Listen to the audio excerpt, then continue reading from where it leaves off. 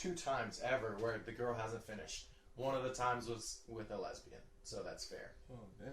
Yeah. Lesbians aren't, I don't feel like all of them are totally lesbian.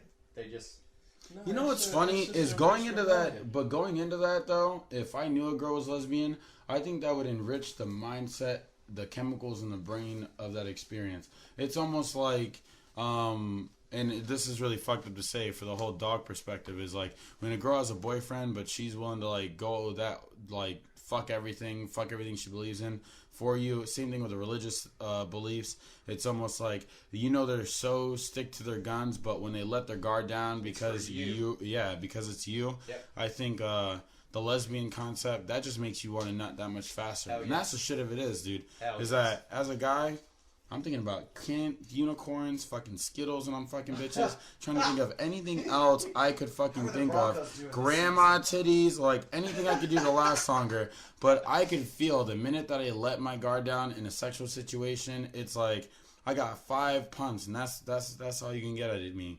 I ain't gonna fucking... Once I'm 100% in the game, it's over. It's over. I ain't 12 rounding that shit. But anyway, this is the BS Recess. Talk about homegrown terrorism, and... you didn't tell me when to record. Oh, well... Wow. I just wanted to preface it with lesbian talk. Ready? Yeah. All right, this is the BS Recess. Back at it again for another Sunday. Homegrown terrorism has touched a lot of lives. We were in Orlando, fell victim of the Pulse nightclub shooting as one of a big, just, in your backyard terrorist attack. There's a lot of things in this world that where you're like, that's really shitty, but it doesn't happen to me, so nobody really gives a shit about it or gives it its due credit.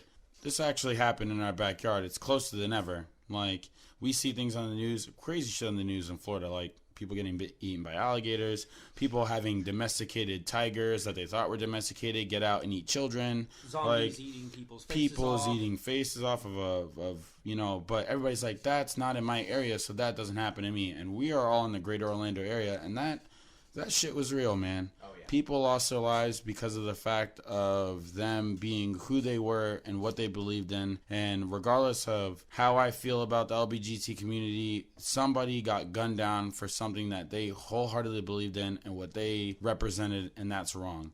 So the question on the table for today is, how would you stop it? If it was in your control, how would you stop homegrown terrorism? What do you think the root causes are? And is there one known solution via religion, guns, politics?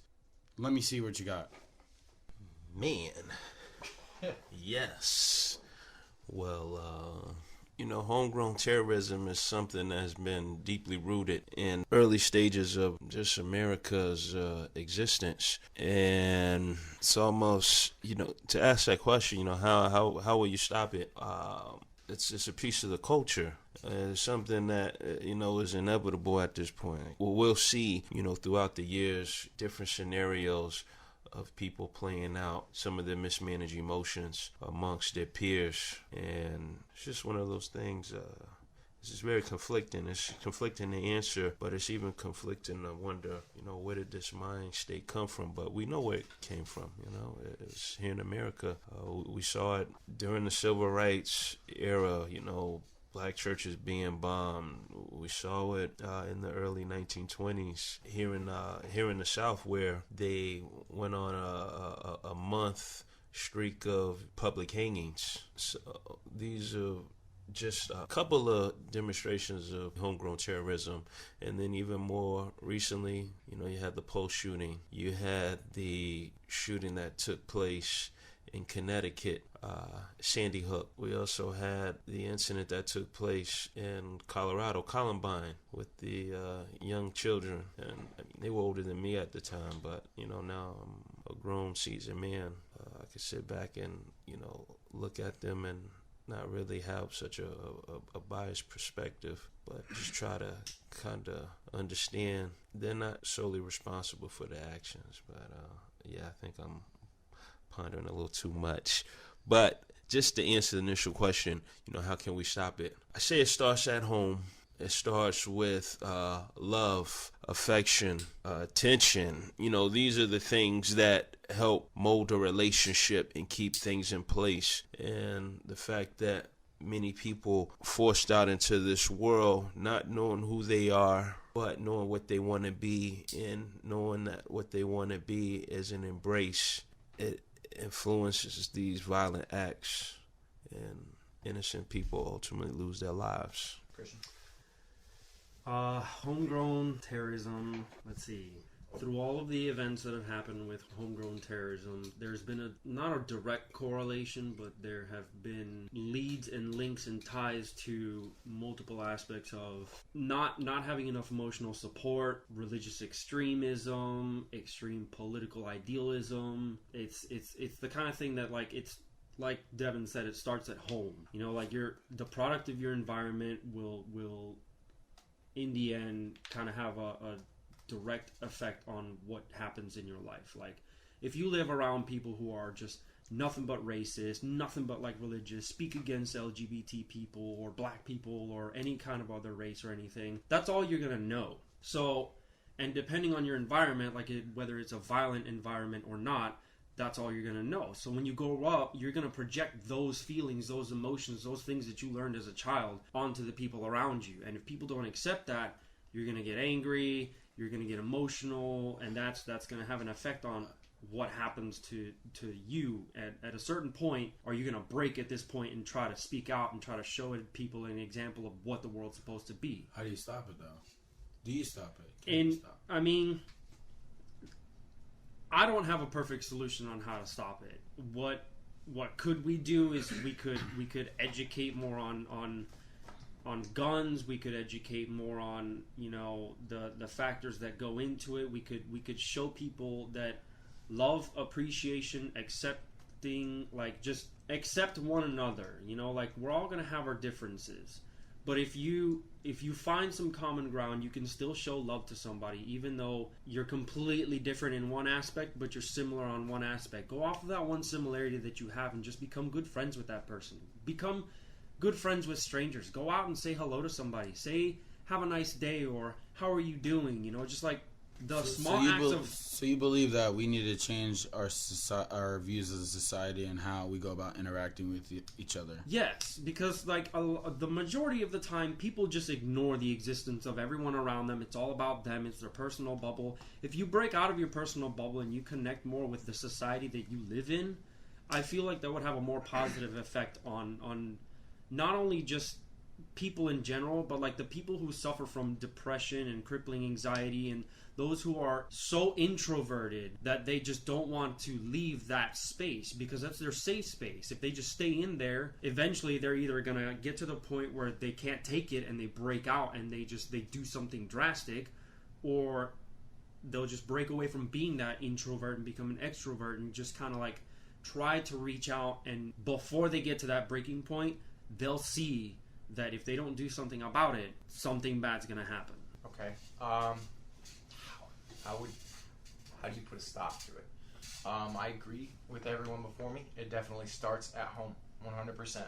It can be branched out into school this and, societal factors that. But the truth is that it comes from the home, always. You're right when you say that there's certain people who need their space. There's certain people who exist within that bubble. But at the same time, we have to teach our children, for our children that are the outspoken children, the ones that are part of the mainstream, we need to teach them to respect the people who are not. Those people in that bubble need to be respected just as much as their peers that they hang out with on a daily basis. But we also need to, more importantly, teach our children that exist within that bubble to stand up, not to wait, not to repress. And we've often taught our kids to repress their emotions. Oh, you're a special, delicate flower. Don't forget what they say. Sticks and stones. I'm sorry, that's bullshit. There's only so far that you can be pushed down before you stand up. Our nation was greater when we wanted kids to just kick them in the balls. And that's the way it needs to be handled. My father taught me, it's just an example, my father taught me that when you get pushed, you push back with equal opposing force. You don't let it escalate, you handle it. Because, it's not even about being a man. It's not about being an adult. It's not this or that. You handle it, you quash it, everybody gets on, and it's over. No repressed emotions, nothing that's going to build up and bubble over later. You deal with it in the moment, in the situation. Society is a melting pot of views, many different cultures, many different backgrounds, and it's just mixing at a speed to where nobody can really contain it. And the cure isn't immigration or anything like that, but we've always been this melting pot of opposing ideas and views and cultural differences. And most people are more culturally rich because of historical backgrounds and this and all this other stuff. So I feel it's a level of acceptance. It's like, you know, why fight the kid from LBGT community? Why can't I just accept him for who he is? And why do I have to fight the black kids? Why can't they accept me for who I am and for what I represent? And I respect them for their beliefs and their own space and their own culture. Me coming from an African American point of view, I'm not even African American. I'm a Black American. Goddammit. None part of me is from fucking Africa. I just feel like I needed to say that. But anyway, to establish that, even as a baseline, I got ostracized by my own culture,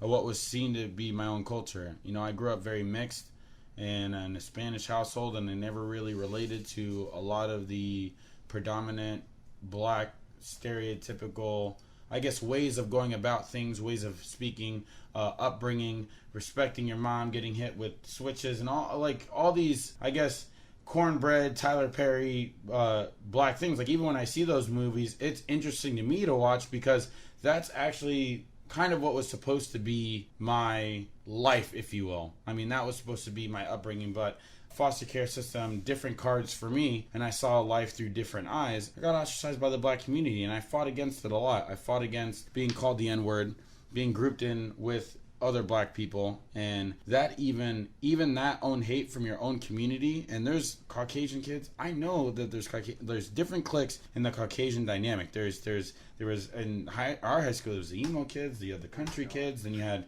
the jock kids, and then, you know, there's still those boxes that we're putting ourselves in, and one box had to be greater than anybody else's box. And that's where the hatred, the need for divide, the need to physically show in any way, shape, or form that your box is the biggest, your box is the greatest, and it's better than everybody else's around. And you don't have to accept those other people from the other box. That's where the hate comes from. Sure. Is everybody in your box is doing it right and they're doing it wrong. So what you're saying is your solution would be to break down these stereotypes, these archetypes. Yeah. You know, these predetermined things of I'm white and I'm in this clique. I'm a redneck or you know, I'm a jock. So the mind had to put labels on everything to be able to have a reference to how we were going to interact with those things on a daily basis. The table that we're sitting at is a table because we decided to call it a table. That was agreed upon our society, that it was a table, and therefore thus it is a table. So as we create these things in existence and give names to all these things in existence, we call ourselves the BS Recess because we agree that we're the BS Recess. You're going to hear us and we're going to be called the BS Recess, therefore we are. You can literally turn that around and start breaking down and breaking apart and kind of breaking away from all these boxes that we put ourselves in, because they don't need to be that way. I don't need to be the stereotypical Black American, impoverished, hating white culture. Just because I'm black doesn't mean I hate white people. Just because I'm black doesn't mean I think I'm going to be arrested every 5 seconds. Just because I'm black doesn't make me a criminal. It's that box that you put the majority of those people you interact with in that creates that. So, and again, that creates hate. That creates you're above me because I'm this, and I should look up to you because you're that. That's my solution, is to we can have stereotypes. You can have the funny, the bullshit stereotypes, the cultural stereotypes, because there's things that we can't control. Black people like chicken, Asian drivers driving badly, or bigly, or you know what? That's my favorite quote from a person that everybody knows and loves. Bigly driving badly, Asian drivers. I'm making light of the situation, but these are things that we know that separate us as culture, and we find hilarity in it, which is fine. Comedians find hilarity in it. That's how they curb their comedy when we try to speak on things, and that's how we relate. That's fine. But I don't think any race, any culture should hold themselves above another just from a creed, a religion, a belief, because we're all humans. We are all multicellular organisms. We think the same. We may think different and act different and think the same and want the same things, but everybody just wants to be able to live a peaceful life. And I think religion, to a point, and this is the only credit I'll ever give to it, kind of gives you that environment of a like-minded community to where you believe in all the same things and you could drive towards the same goals, and that's living a fulfilled, free, happy life. But Mitchell, my religion is better than yours, and yours is wrong. Yeah. And My God is the ultimate God, not yours. And I get it. And competition is how we've progressed through technology. Competition is how we progressed economically. And I get it that there has to be that I'm better, what better toothpaste is what better this. But we are people. We are people. We're not branded things. We're not fucking objects that don't love, feel, fucking, we cry the same, we bleed the same blood. We have this unison of thing. Yes, we different makeup, different people come from different backgrounds, different people have different qualities of like psychological, emotional qualities, things that they favor, right? But that doesn't mean that person's not a human being. When people talk about dogs and abuse of animals and stuff like that, animal abuse that's a whole animal thing. They're animals that you grouping that into like people. That's a people, I feel like if you're going to be an activist for something like that, then activists for people should be one and the same. The level of care and the level of give a shit, no matter ugly dog that fucking lived in a river, this and the other. It's equal love and adoration for the species, for the helpless, we are helpless in ourselves. So basically you want us to become Native Americans. Hell yes. No, because they're getting fucked up right now. Yeah, they're getting fucked up, but in idealism. In idealism, Native Americans believe that we are all of this earth. We are all one species. We are all in this together, and we need to know love, peace, and acceptance towards all. Because that one difference of us not accepting each other just because we have a different tone of skin or a different accent or we have a different background, that division automatically creates disparity. So, from how do you stop it? How would we go about stopping it? I'd stress to the viewers out there that have either had victims or people that have been victims of homegrown terrorism, people that have been injured, lost a life, or anything like that, comment below and what you think could possibly be some of the things that you see that are going wrong in our society that perpetuate this kind of behavior. So if you had to name one thing, and I'll let you make your point in a second. And answer this question, I guess, in closing. If you had to make one thing that you think could limit and or work to eliminate homegrown terrorism, what would it be? And I know that's really hard to put it in a box. That's really hard to bring a finite tool to the system. But we have a multifaceted bunch of stuff that can contribute. But if you had one thing that you think is what's driving it forward, that's giving it life, what would it be? The one thing that is mobilizing homegrown terrorism, and this is a topic that America discusses everything, but they do not discuss this, and it's racism. It's our problem. It's racism. America's been very, very biased towards, and I don't even want to say minorities, because when we group minorities together, yeah, you can be a minority, and hey, you can still discriminate on another minority. We see it in Miami where, if you're black, there's, what do they call it? Is it rental discrimination? We see people go in and try to get an apartment, and because they're black, they're turned down. But most of these people in Miami, because it's predominantly Latino, they're being turned down by Latin people. And these people came here on rafts, swimming. It just depends on where you came from. So I don't like to say minority. I'd like to say black people. America needs to reconcile with black people first, because blacks, and I'm not trying to discredit anyone else, but blacks have been a big resource to America. The culture, just even, we talk about early farming. Most blacks say, hey, we pick cotton. Well, hey, you pick beans, you pick tomatoes, you pick strawberries. So there needs to be a sit down and say, hey, you know what? We need to come together and we need to work with you. And I feel like if that relationship is repaired, then it'll repair every other dysfunctional relationship that exists with every other ethnic group that right now is at odds with America, globally or even just nationally. But yeah, that particular topic of racism is something that needs to be addressed, because racism here, to some it's not real, but the social effects of it is real. And these are the things that when we talk about homegrown terrorism is a response to racism. It's a response to hate. When you got a kid that's 13 years old and shoots up a black church, he didn't just do that because he wanted to do that. Somebody automatically put the battery in his back and they sparked his brain to go out and reenact, well, not even reenact, but act out their fantasy. And that's a fantasy of a lot of people right now in America, is to stage violent acts. But, you hear everything. You hear a lot of these emotions described in language, and a lot of the language you have to kind of decode it because people speak in tongues.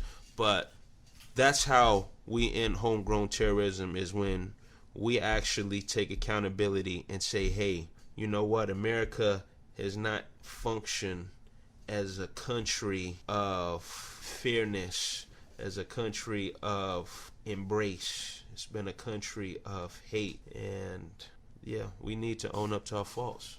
You guys all know how much of a fucking asshole I am when it comes to religion. So Fucking degenerate. Just a piece of shit. Religion it's a factor in global and homegrown terrorism, because a lot of people here, especially in America, think that Christianity is like the religion and that the Christian God is the God, where that's simply just not true. I mean, I'm an atheist. To me, God doesn't exist. To me, Jesus, none of that stuff ever.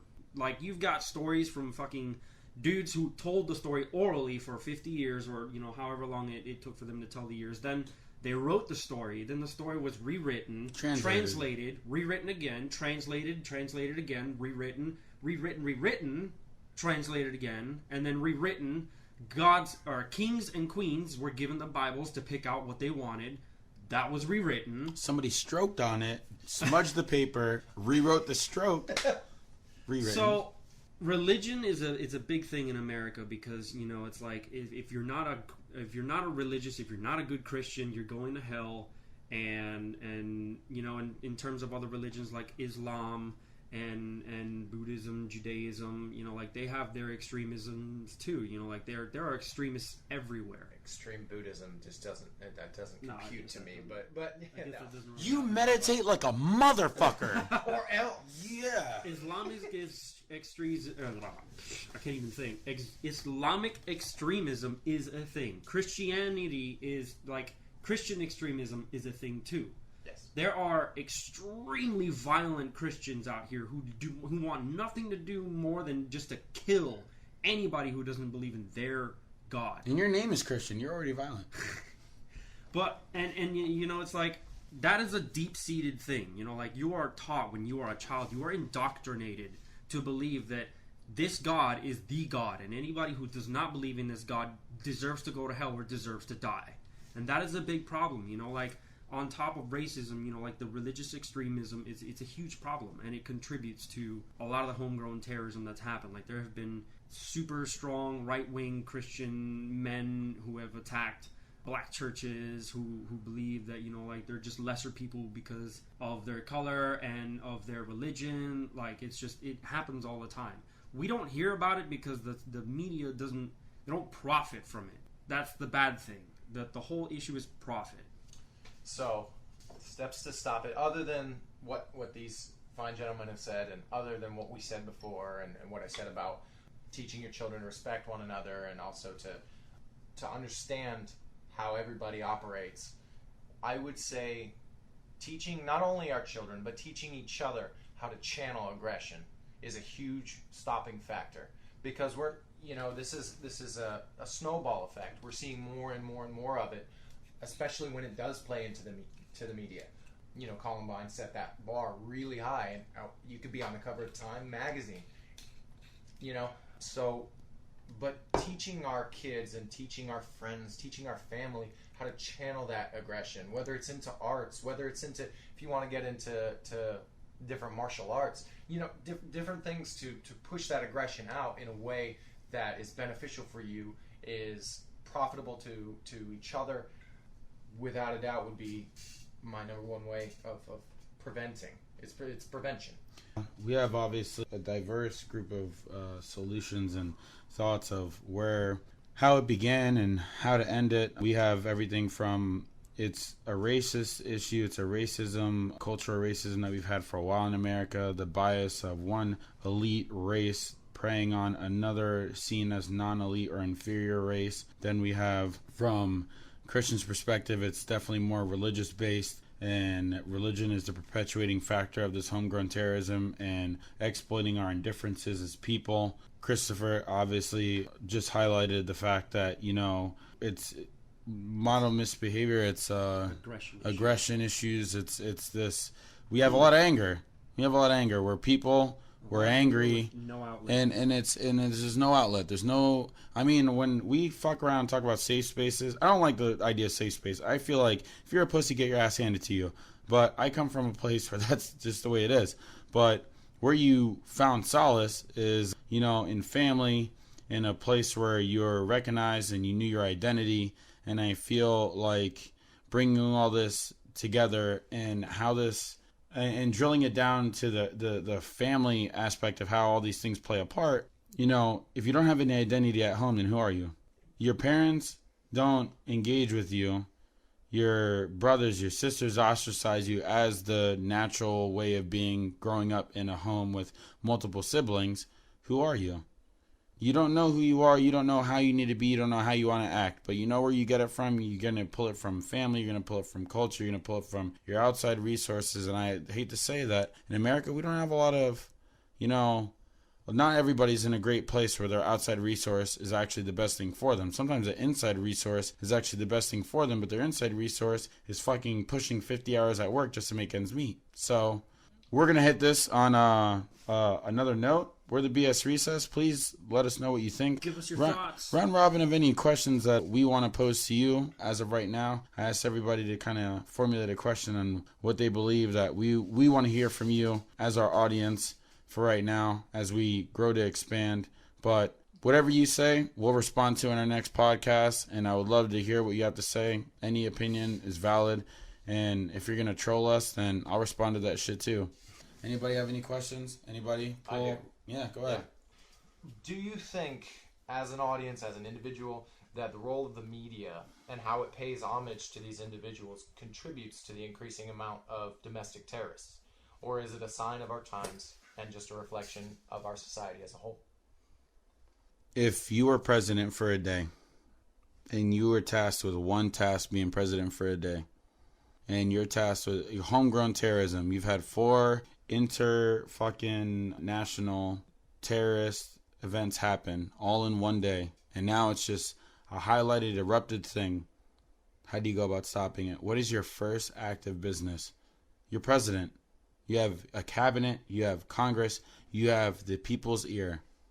What do you say? How do you say? And who do you say it to? Anything? Well, that's a good question. I mean, we had a president that was assassinated, and, he was one of the greatest presidents up until this day. That was John F. Kennedy. Oh, yes. The response to his murder, there really was no response. The people who were supposed to have his back and his great interests was almost like they gave that individual, who let off that gun a pass. And then, during that era, you had the assassination of Martin Luther King, the assassination of Medgar Evers, the assassination of Malcolm X. John F. Kennedy's brother. Shortly after. The assassination of, he's from the Black Panther Party, and he was set up. He's from Chicago. I can't think of his name right now, but, these were all political figures who put themselves in place to help America become what it is today. But there were people who were more concerned about further extending hate. And as a president, being responsible for the well-being of not just your citizens but the world, when an event, a catastrophic event where you're dealing with multiple casualties takes place, how do you respond to it? You ask that question. I ask myself that question right now. What would I do? I really don't know what I would do. And I don't want to say that, as someone who's in a position to, provide information. It's very hard because I think about that every day, actually. So we're going to extend this a little bit to give everybody their final thoughts across the bow. What Devin just brought up, I actually think about a lot. And I was like, when I was in the Marine Corps, the threats were all around us, and we operated at a level of orange of heightened awareness, and it was kind of rough. And I always thought of, how could I still be a hero at home? What if the guy at the local Walmart decides to start shooting? What is my first action? Do I run home? Do I load the gun? Do I go back? And am I equipped at any point in time to stop homegrown terrorism before too many people, any amount of people, get hurt? And me being as a citizen, like for the Pulse shooting, I felt defenseless, I wasn't there. And everybody that has grown with this hate, grown with this emotional hurt that their friends have passed away, they were like, if I was just there. Well, you know what? I ask you as a viewer, if you were just there in the Orlando Pulse shooting, how would your influence and you being in that situation benefited anybody around? Or would the utter situation, the idea of the situation, just put you in an utter shock to where you'd have that deer in the headlights look that many people have had? Because again, nobody thinks it's going to happen to them. Anybody else? And like you said, no one thinks that's going to happen to them. And then another thing, too, none of us want to be responsible for some of the hate we possess. I wouldn't put myself in the category as a hater, but I've judged people. I've judged people when I was in a state of unconsciousness. Now I'm more consciously aware, so I'm not so judgmental. I understand the advantages and the disadvantages that society perpetuates and how it distributes to some of its people. The Pulse shooting, I just want to touch on this. Here in Orlando, we saw it like, man, how did that happen? All these people, and people are crying, and you have people flying from all over the country, offering support, doing mural paintings and things of that nature to bring Orlando together. But moving here to Orlando, I would say out of all the places, I've lived a lot of places, it's a lot of racial tension here. We just got to be real honest about this. And given this opportunity to speak, I have to address it, because I think the people who aren't necessarily viewed as being unworthy, they're not going to really address it or even speak on the truth, because their truths, it doesn't have nothing to do with their day-to-day survival. My day-to-day survival is knowing how to stay in my lane, not put myself out there to be prey to any predatory tactics that may possibly be demonstrated by, a citizen who has mismanaged emotions, or a police officer who doesn't have emotional intelligence to know how to keep that gun in that holster. And this is what we're dealing with, here in Orlando. You have all these different emotions, but it's a lot of negative emotions. And this is a city that's not really unified. It's very divided. You have East Orlando and West Orlando. When people say West Orlando, automatically they're like, oh, that's Pine Hills. It's bad over there. Well, why is it bad? Well, you got East Orlando. East Orlando's okay, but, crime goes on over here. Prostitution goes on over here. Shootings go on over here. So these are also things we have to take mental note of and just be real about. It's like with that Pulse shooting was a response to a lot of the energy that takes place here in Orlando, and it's not all positive. We're in Disney World, but that's a fantasy. Outside of Disney World is a harsh reality. It's drugs, violence, and prostitution. And on that serious note, I'm about to fuck it up. Because you know what? No, you know what? I'm drinking my Jameson, and I'm thinking to myself, nobody hates porn stars. So if we could all just be fucking sluts, we could just bring light to the world. Nobody Smoke weed and have sex, baby. Nobody getting their dick sucked is a mad motherfucker. Well, Jesus. Can we just all be porn Well, if stars? it's non-consensual, someone could be mad. My leadership in Democratic Party and my political views right now is I'm either grabbing people by the pussy or I need to grab life by the pussy. I think we should all just grab life by the pussy. That's what it is. Here, here. Life has a vagina and we need to make it wet. We are the BS Recess. Out.